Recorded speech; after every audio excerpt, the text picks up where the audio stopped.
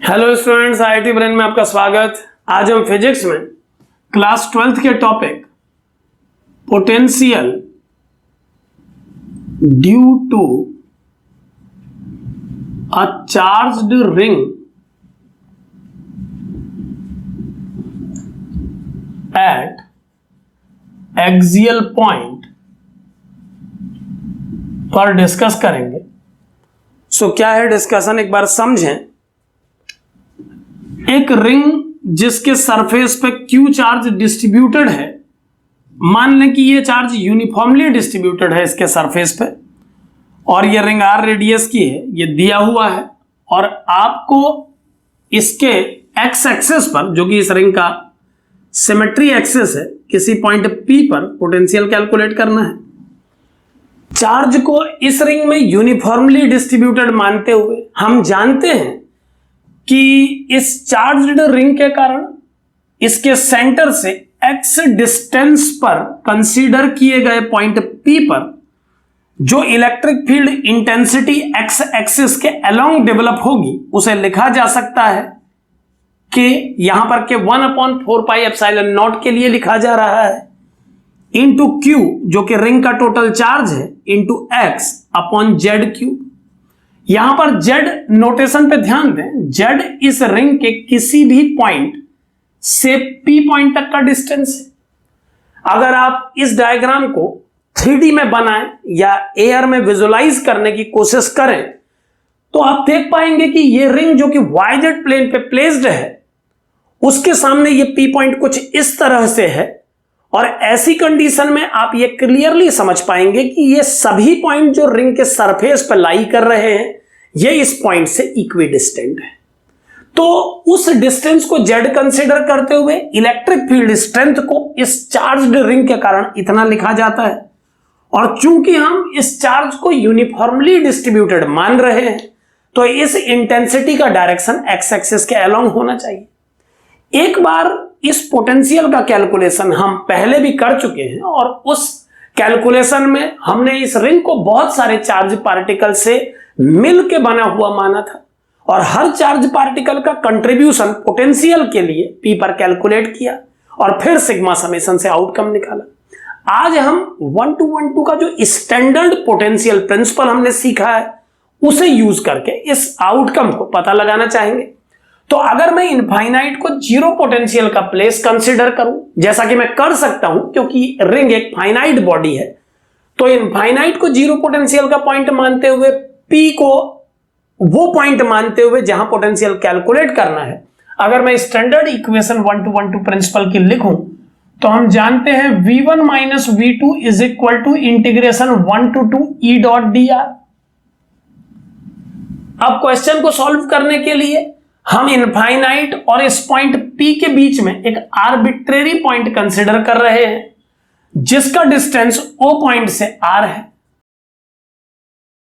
और जिसकी ये ट्रांसवर्स डिस्टेंस इस डायरेक्शन में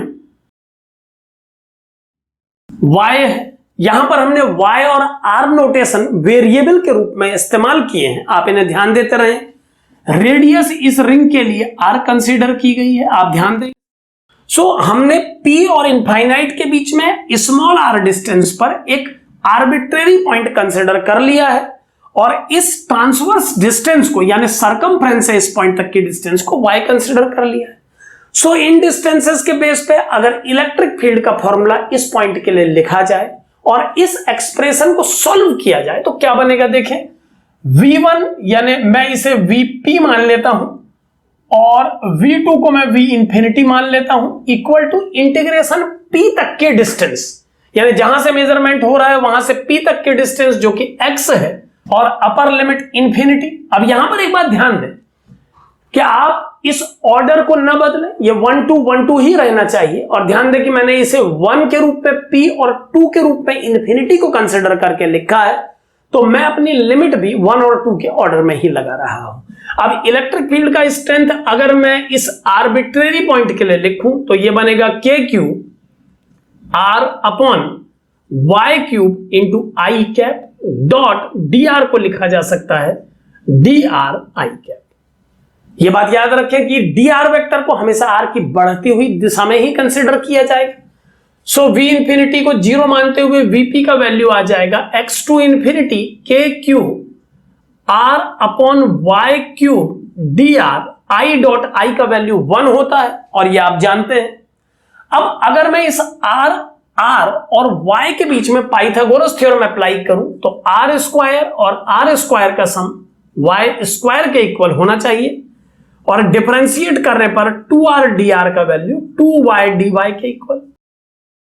ऐसे में अगर मैं r dr की वैल्यू y dy पुट करूं तो एक y कैंसिल करने के बाद ये y स्क्वायर बन जाएगा जो कि न्यूमरेटर में y टू द पावर -2, यानी अब हमें नेक्स्ट लाइन में इसे आप लास्ट लाइन ही समझें इस न्यूमेरिकल की। सो ये बन जाएगा y to the power -2 dy integration x to infinity. यहां पर ध्यान दें लिमिट में पुरानी ही पुट कर रहा हूं, यानी हमें लास्ट लाइन में इस y को दोबारा r में कन्वर्ट करना होगा। आप इससे बच भी सकते हैं, अगर आप लिमिट को y के लिए कन्वर्ट कर लें तो आपको y की वैल्यू को दोबारा r में कन्वर्ट नहीं करना पड़ेगा। चलिए वैल्यू ही चेंज कर देते हैं। सो अगर r की मिनिमम वैल्यू x पुट की जाए तो आप इस लिमिट x को चेंज करके root r square plus x square लिख सकते हैं, जबकि अपर लिमिट इंफिनिटी को r की जगह पुट करने पर y का वैल्यू भी इंफिनिटी ही आएगा। ऐसा कर देने से अब हमें y को दोबारा r में कन्वर्ट नहीं करना पड़ेगा। यह बात आप बेहतर जानते हैं। अब अगर मैं इस टर्म को सॉल्व करूं तो यह बनेगा k Q y to the power -2 integrate करने पर y to the power -1 by -1 बनेगा, जिसे मैंने -1 अपॉन y लिख दिया है। और बस अब मैं एक लाइन दूर हूं अपने आंसर से, जो कि होगा vp equal to k Q, और अब लिमिट पुट करूंगा तो इंफिनिटी पुट करने पर ये 0 हो जाएगा और फिर एक माइनस अप्लाई करने के बाद जब मैं इस टर्म में y की जगह ये वैल्यू पुट करूंगा तो ये आएगा -1 upon root r square plus x square. दोनों माइनस मल्टीप्लाई होकर प्लस बन जाएंगे और आपका फाइनल आंसर होगा k q upon under root r square plus x square. So इस तरह से p पॉइंट पर पोटेंशियल की वैल्यू को कैलकुलेट किया जा सकेगा और आप जानते हैं यही इस प्रॉब्लम का सही आंसर है। एक बात यहां पर और बता देना चाहूंगा कि यूनिफॉर्मली डिस्ट्रीब्यूटेड है ये चार्ज रिंग के सरफेस पे, ऐसा मानते हुए हमने इस आउटकम को कैलकुलेट किया, लेकिन अपनी पिछली क्लिप में हमने डिस्कस किया था कि अगर ये चार्ज इस सरफेस पे नॉन यूनिफॉर्मली भी डिस्ट्रीब्यूट होता तो भी इस पॉइंट का पोटेंशियल इसी फॉर्मूले से दिया जाता। पोटेंशियल की वैल्यू में फर्क नहीं पड़ता इस चार्ज के यूनिफॉर्म और नॉन यूनिफॉर्म होने से। सो अगर ये चार्ज नॉन यूनिफॉर्मली डिस्ट्रीब्यूट होता और अपने इस मेथड से हम इसे सॉल्व कर रहे होते तो क्या चेंजेस आते, एक बार आप उसे समझें कि अगर मैं इस चार्ज को इस सरफेस पे नॉन यूनिफॉर्मली डिस्ट्रीब्यूटेड मानता तो उस केस में भी P पॉइंट पर बनने वाले इलेक्ट्रिक फील्ड का x कंपोनेंट यही होता। इलेक्ट्रिक फील्ड का x कंपोनेंट यही होता, लेकिन एक दूसरा कंपोनेंट जो कि x एक्सिस के परपेंडिकुलर yz प्लेन में किसी भी डायरेक्शन पे हो सकता था, एग्जिस्ट करता। सो अगर मैं उस कंपोनेंट को एक मूवमेंट के लिए EP वेक्टर के नाम से लिखूं और इस बात को इंक्लूड करते हुए, माने चार्ज को नॉन यूनिफॉर्मली डिस्ट्रीब्यूटेड मानते हुए इस प्रॉब्लम को सॉल्व करूं तो क्या चेंजेस आएंगे आप समझें। ये वैल्यू इतनी ही रहेगी और इसके आगे एक टर्म EP वेक्टर ऐड हो जाएगा, आप ध्यान दें। और चूंकि आप इस एक्सिस के पॉइंट P पर कैलकुलेशन कर रहे हैं, सो इनफाइनाइट से इस P पॉइंट तक की जर्नी में P पर पोटेंशियल कैलकुलेट करने के लिए जब आप एक छोटा सा एलिमेंट्री डिस्प्लेसमेंट कंसीडर करेंगे इस एक्सिस पे तो वो dri कैप ही होगा। ऐसे में आप समझ सकते हैं कि जो EP वेक्टर आपने एक्स एक्सिस के परपेंडिकुलर बनाया होगा उस इलेक्ट्रिक फील्ड का इस I वेक्टर वाले dri कैप के साथ डॉट प्रोडक्ट 0 हो जाएगा और अगली लाइन में फिर ये कैलकुलेशन इसी प्रकार चलता रहेगा।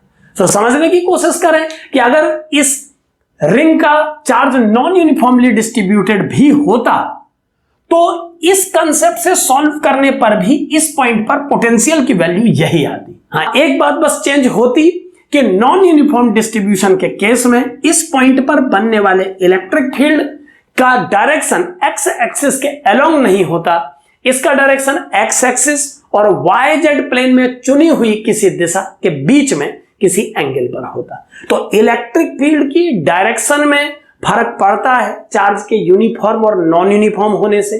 इलेक्ट्रिक फील्ड के मैग्नीट्यूड में फर्क पड़ जाता है चार्ज के यूनिफॉर्म और नॉन यूनिफॉर्म होने से।